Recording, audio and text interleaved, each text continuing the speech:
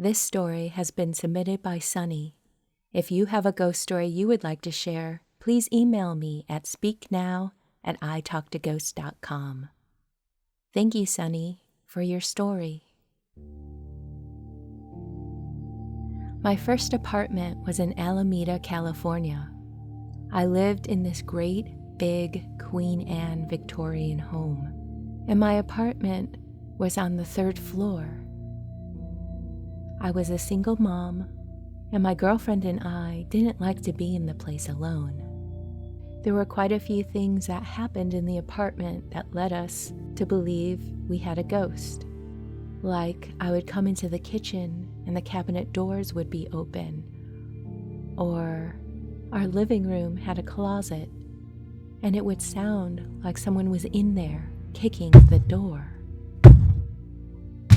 One evening, I went to check on my son, and there was a silhouette of a woman dressed like she was from the turn of the century, late 1800s, early 1900s, and she had curly hair like ringlets, and she was wearing an old period dress. This woman was hovering over my son, peering down at him in his crib. Because of all this activity, we thought that one night we would experiment with a Ouija board. I invited my friend Michelle to join us. Through the board, we made contact with a spirit by the name of Al. Al was very pleasant. He told us that the woman I saw was his wife and that they liked having a baby at the home. My friends and I talked to the spirit off and on a couple of different times, and then one evening Al says that his son was coming and that his son was evil. I don't remember his exact words, but basically that is what he said, and that we should get rid of the Ouija board because we shouldn't make contact with him. We agreed at the time, but in the end, we didn't listen, and we continued to use the Ouija board. Activity in the house really amped up. I had a party, and I was sitting next to a window, and there were one of those screens that the open window holds down.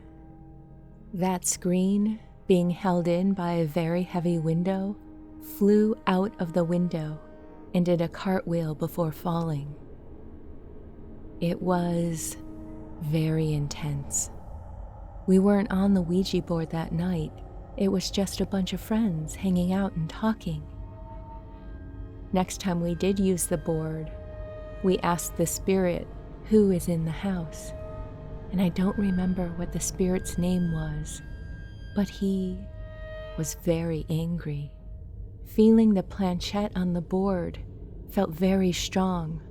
Our hands felt very heavy. And the board went on to tell my girlfriend what kind of car she was going to have, how many kids she was going to have, what she was going to go through. And the board went on to tell my girlfriend very mean, negative things about her future.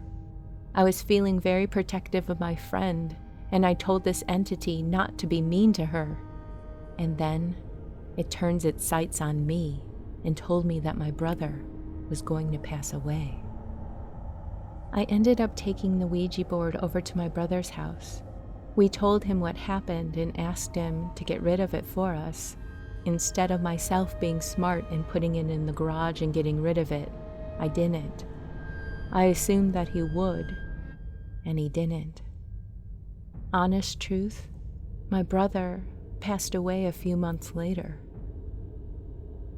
As I was helping my family clean his room, I found that Ouija board on the shelf in his bedroom.